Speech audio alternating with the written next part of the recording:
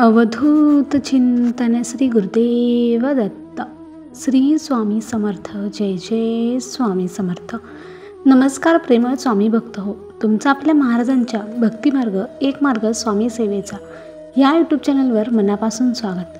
भक्तांनो, जर आपल्यावर स्वामींची कृपा असेल तर शेवटच्या क्षणाला सुद्धा चमत्कार घडू शकतो.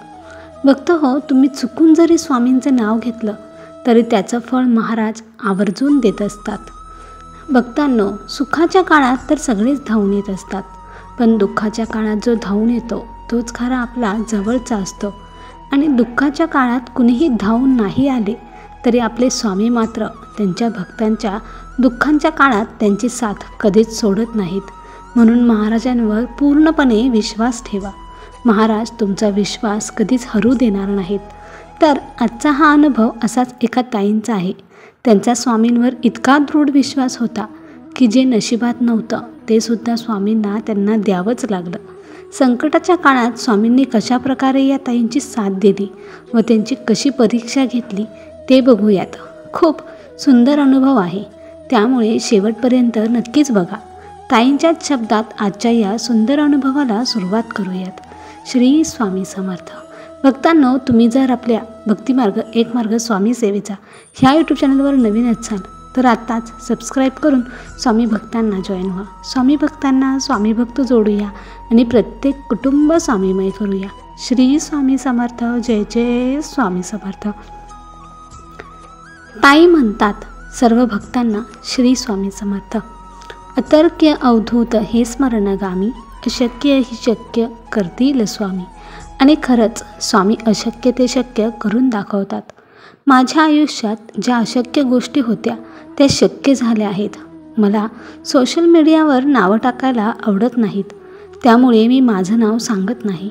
पण माझा अनुभव ऐकून इतर लोक स्वामींच्या सेवेत येतील हेच माझ्यासाठी खूप आहे, म्हणून मी हा अनुभव शेअर करत आहे. आमच्या लग्नाला 5 वर्ष झाली आहेत.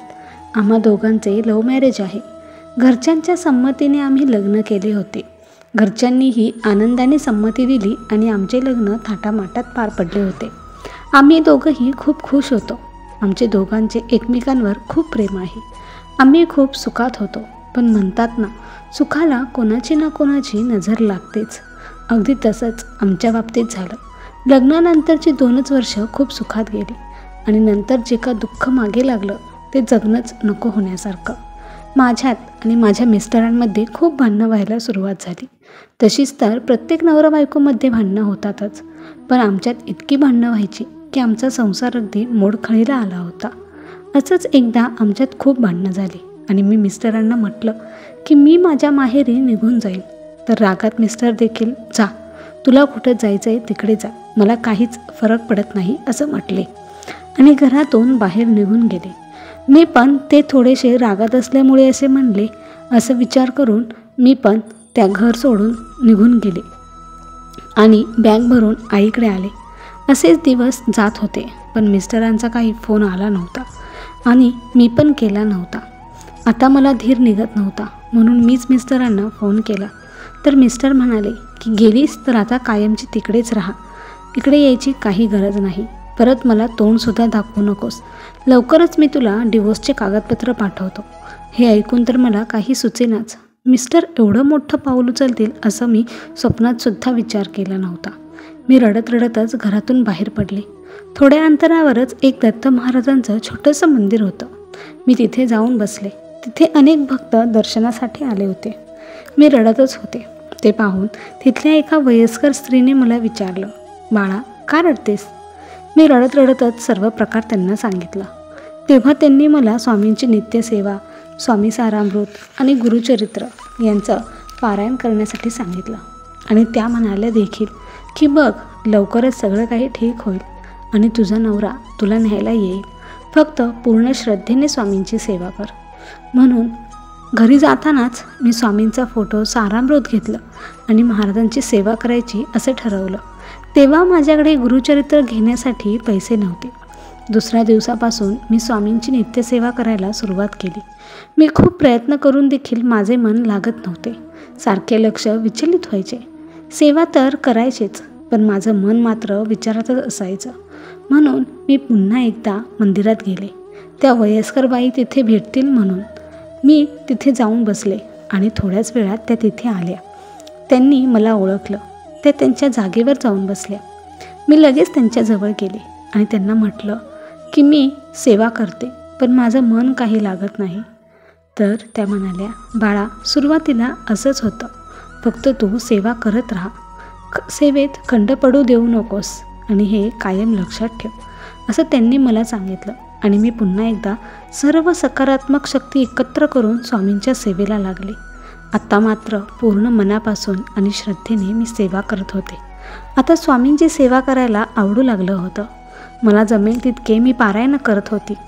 पण मिस्टरांचा एकही कॉल आला नव्हता. रोज एकच भीती वाटायची की कोणी डिवोर्सची नोटीस घेऊन आलं तर. ही भीती कायम मनात होती. अशीच 3 महिने गेले आणि शेवटी मिस्टरांचा फोन आला. त्यांचा फोन पाहून मी खूप खुश झाले. मी आनंदातच फोन उचलला. तर मिस्टर म्हणाले, मी पप्पांना तिकडे पाठवत आहे. हे ऐकून मी खूप खुश झाले. मला वाटलं मला नेण्यासाठी माझे सासरे येत आहेत. पण हा आनंद काही क्षणांचाच होता, कारण मिस्टर पुढे जे बोलणार होते ते तर महाभयंकरच होतं. पप्पांजवळ डिवोर्सची नोटीस दिलेली आहे, त्यावर सही कर आणि ते परत दे, असं मिस्टर म्हणाले. ते ऐकून माझ्या डोळ्यातून 2-2 धारा सुरू झाल्या. या परिस्थितीत काय करावं मला काहीच सुचेना. मी रडत रडतच स्वामींजवळ बसले.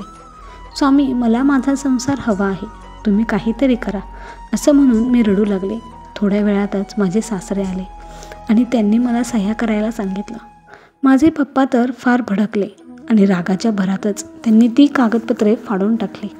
यावरून माझे पप्पा आणि सासरे यांच्यात फार मोठी भांडणं झाली. आता तर मला सर्व काही अशक्य वाटू लागलं. माझे सासरे आणि पप्पा दोघं पण फार चिडले होते. ते एकमेकाला काहीही बोलत होते. आता काय करावे मला काही सुचत नव्हते. मी तशीच स्वामींजवळ गेली. माझा स्वामींवर पूर्ण विश्वास होता. मला माहीत होतं की स्वामी सर्व काही शक्य करतात. मी महाराजांना दररोज म्हणायचे की स्वामी, मी तुमची छोटीशी सेवेकरी आहे. मी खूप सेवा करते किंवा मी खूप मोठी सेवेकरी आहे असं मी नाही म्हणत. मला जमेल तशी मी तुमची सेवा करते. पण महाराज, आता मला इथे नाही राहवत. मला माझ्या नवऱ्याच्या घरी जायचं आहे. नवऱ्याचं घर हेच मुलीचं तिचं हक्काचं घर असतं. स्वामी, मला माझ्या हक्काच्या घरी जायचं आहे, असं मी न चुकता दररोज स्वामींना सांगत असायचे. अशीच पुन्हा 2-3 महिने गेले. मी स्वामींची सेवा करतच होते आणि पुन्हा एकदा मला माझ्या मिस्टरांचा फोन आला. आता मात्र काळीच खूपच धडधडत होतं. मी फक्त फोनकडेच पाहत होते. तसाच फोन कट झाला आणि पुन्हा एकदा परत फोन आला. मी तसाच फोन उचलला आणि हॅलो म्हणाली. तिकडून माझे सासरे बोलत होते. ते म्हणाले, काय करतेस बाळा, जेवण झालं का? हे ऐकून मी हादरूनच गेले, कारण ते इतकं छान बोलत होते की मला धक्काच बसला. मी हो म्हटलं. तर सासरे म्हणाले, आम्हाला आमच्या चुकीची जाणीव झाली आहे. तूच खरी आमची लक्ष्मी आहेस. बाळा, आपल्या घरी परत ये. सांग तुला न्यायला कधी येऊ. त्यावर मी म्हणाले, तुम्हाला वाटेल तेव्हा या, मी यायला तयार आहे. त्यावर सासरे म्हणाले, उद्या गुरुवार आहे, उद्या आम्ही येतो, तुझं आवरून ठेव. एवढं बोलून त्यांनी फोन मिस्टरांकडे दिला. त्यांनी पण फोनवर माझी माफी मागितली आणि आपल्या घरी परत ये, माझ्याकडून अशी चुकी पुन्हा कधीच होणार नाही, असे आश्वासन त्यांनी मला दिले. मी हो म्हटलं आणि फोन ठेवून स्वामींजवळ गेले. आत्ता माझ्या डोळ्यातून फक्त आनंदाश्रूच वाहत होते. जो संसार पूर्णपणे मोडखळीला आला होता, गोष्ट डिवोर्सपर्यंत पोहोचली होती, तो संसार स्वामींनी जोडला होता. अगदी अशक्य असणारी अशी गोष्ट स्वामींनी पूर्ण करून दाखवली होती. ही आनंदाची गोष्ट सांगायला मी त्या मंदिरातल्या बाईंकडे गेले, पण आज मात्र त्या आल्याच नव्हत्या. मी खूप वेळ त्यांची वाट बघितली आणि जिथे त्या बसत होत्या तिथे गेले, तर त्या जागेवर फक्त 2 चाफ्यांची फुले होती. आणि पुन्हा एकदा मी तिथंच रडू लागले. महाराज, साक्षात तुम्ही स्वतः माझ्यासमोर आलात आणि मी तुम्हाला ओळखू शकले नाही, असं म्हणून मी खूप रडू लागले. आणि त्यानंतर मी महाराजांची नित्यसेवा दररोज करू लागले. महाराजांच्या सेवेत मी कधीच खंड पडू दिला नाही. आणि दुसऱ्या दिवशी गुरुवारी मी माझ्या मिस्टरांसोबत माझ्या घरी गेले. आत्ता माझा संसार खूप सुखाचा आहे. मला 1 मुलगी आणि 1 मुलगा आहे. मुलाचं नाव मी समर्थ तर मुलीचं नाव स्वामिनी असं ठेवलं आहे. हे सर्व काही स्वामींमुळे शक्य झाले आहे. श्री स्वामी समर्थ. तर भक्तांनो, या ताईंचा अनुभव अतिशय सुंदर असा आहे. हा अनुभव ऐकताना आपल्या डोळ्यात नक्कीच पाणी आले असेल, कारण त्यांचा स्वामींवर इतका दृढ विश्वास होता की त्यांचा पूर्णपणे म्हणजे ज्या संसाराची काहीच गॅरंटी नव्हती असा संसार स्वामींनी पुन्हा एकदा नव्याने बसवला होता. श्री स्वामी समर्थ.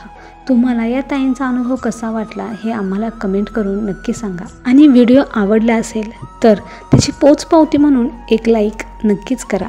आणि जे भक्त अजून स्वामींच्या सेवेत नाहीत किंवा ज्यांना अशा स्वामींच्या अनुभवाची गरज आहे त्यांना हा अनुभव नक्की शेअर करा. आणि आपल्या भक्तिमार्ग एक मार्ग स्वामी सेवेचा ह्या यूट्यूब चॅनलवर नवीन असाल तर आत्ताच सबस्क्राईब करून स्वामी भक्तांना जॉईन व्हा. स्वामी भक्तांना स्वामी भक्त जोडूया आणि प्रत्येक कुटुंब स्वामीमय करूया. श्री स्वामी समर्थ. जय जय स्वामी समर्थ. संपूर्ण व्हिडिओ पाहिल्याबद्दल धन्यवाद.